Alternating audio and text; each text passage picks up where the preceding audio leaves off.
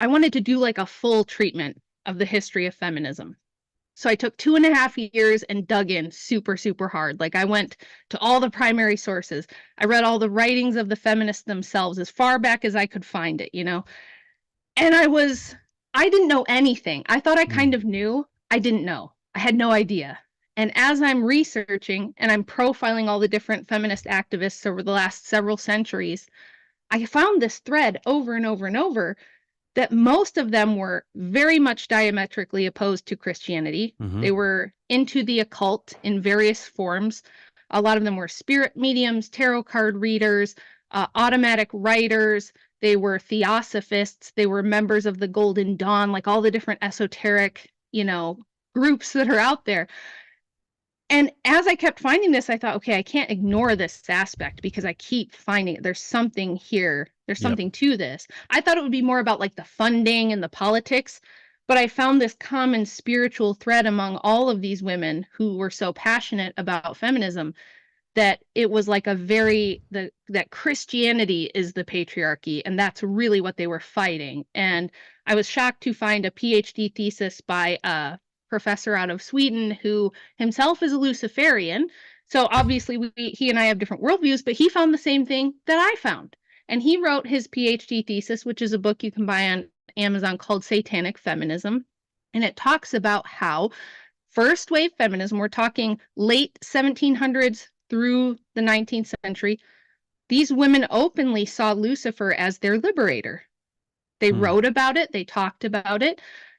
And I'm like, why have I never heard that, right? So that's kind of the paradigm shatter for me, was to realize that this is a spiritual battle more than it is a political one. The politics is downstream, but that this is a spiritual thing. And even for these women that far back, they saw this as a spiritual battle more than they even saw it as a political or a financial or a social battle.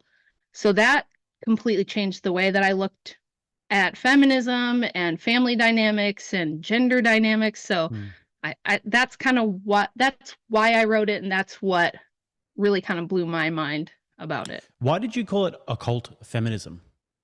There's two reasons. That title kind of has a dual meaning. One is because the word occult just means secret or hidden.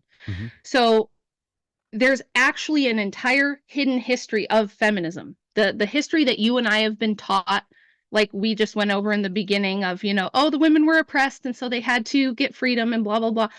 That's the mainstream version we've all heard, that all the feminists were angels, heroes, brave, strong. We owe them everything, right? They were these heroes. But the secret history, the real history, has actually been gatekept by women's studies departments, by gender studies departments, which were started in 1970 by the Ford Foundation and the Rockefeller Foundation to kind of astroturf the movement, to rewrite the history and make it, number one, more palatable, more appealing, especially to women of that time period who were, sexual revolutionaries, Marxists, that sort of thing. But also because there was a lot of scammery going on. There was a lot of snake oil salesmen in the movement, a lot of phonies, a lot of people who were paid and pushed to the front to be the mouthpiece, while there were other people with agendas actually behind it. So that's one aspect of the meaning. And of course, the other aspect is these women were occult practitioners in large part. A lot of them claimed to be spirit mediums or fortune tellers or tarot card readers. There were a couple I profile in the book who were high priestesses in the Golden Dawn, or they were, into espionage. They did secret insider trading deals with, wealthy industrialists of the time. So there's actually a lot of secrets hidden in the history of the feminist movement that almost nobody knows about unless they've read the book. Some of their moving and shaking was very impressive for a bunch of oppressed, sort of like chained to an oven type women. So they're very impressive. One of the things that I like about Christianity is the fact that the religion doesn't really gaslight you about like the messed up nature of human beings. And when it comes to the messed up nature of human beings, I think that men and women also have their own things that they've got to battle with. One of the things that I find that women have to temper in their own nature is their desire to want to rule over their husbands and their desire to want to rule over men. And when I read this book, I couldn't help having this notion that women inherently have a desire to rule over men But then when men let them do it, they will hate them. And not only will they hate them, it will just expand endlessly. And it doesn't ever end until it's until it's reined in, or until it's tempered on the individual level. Does that make sense? Yes, 100%. Absolutely. I agree with you on everything you just said. That's usually a layer that people don't get to until they've been thinking about this stuff and observing and kind of analyzing it for quite a while.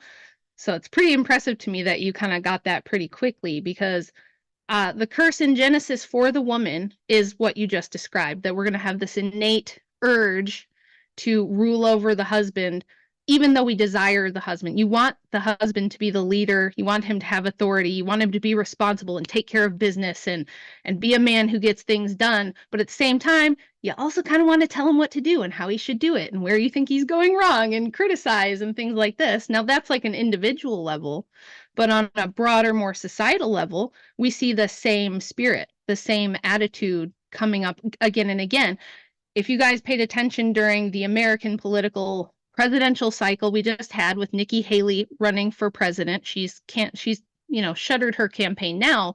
But the song they picked for her campaign theme was a song called Maneater. And then she had the debate where she made a snide remark to the men about wearing heels and walking all over them and this sort of thing. So it's like, even a woman who is extremely powerful like her, I mean, she's been in some of the highest levels of government. She's a very powerful person. She still feels like she has to prove that she can do it better than the men. Then she's going to run circles around them. She's going to get in there and not only compete, but dominate them, and it's like, so you see it on every level with women, but they're never happy when they're doing that, right? The most miserable wife is one whose husband lets her do whatever she wants. Yeah. No woman wants a man who she can walk all over, yet at the same time, we're constantly shit testing and pushing boundaries. So I do think that is our struggle, just like you said. I think that's the primary thing, that once this clicks with women, I've gotten lots of DMs and emails from women where they're like, once that clicked with me, everything changed. My relationship is better. I'm more relaxed. I'm not always anxious. I'm not so depressed. I kind of understand now that I don't have to always be like fighting the patriarchy. So yeah, definitely agree. I always say this, that the most happy women I know are the women who lean into their sort of femininity and their nature. And the most happy men I know are the ones who lean into their masculinity and their masculine nature and their desire to want to be a leader, and they don't listen to this sort of outside noise. I used to live in this place called Hackney Wick in London, and it was this really super duper hipster artsy sort of place. And it was just all of the gender roles were all just confused and everything was chaos. And I remember coming away from that experience being like, I don't even need any evidence, because it's so self-evidently true by just looking at people when their nature is sort of corrupted, and they get this, like women get this like dark, really chaotic, like combative look about them, and men become feminine. It's just, yeah, I don't even need the evidence, but reading the book, it reinstills it. Now, one of the things that I really found interesting was the ancient gods that you talk about at the start. We've got Inanna, Ishtar, which is a Sumerian god. And I looked into the mythology of it a little bit more, and Inanna was actually rejected by Gilgamesh in Sumerian mythology. And then Inanna killed one of Gilgamesh's friends and then sent the heavenly bull to come and attack Gilgamesh.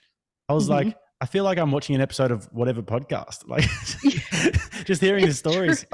It's true. And the reason I started the book with that was to kind of demonstrate that people think this is a new thing, that this is a recent thing.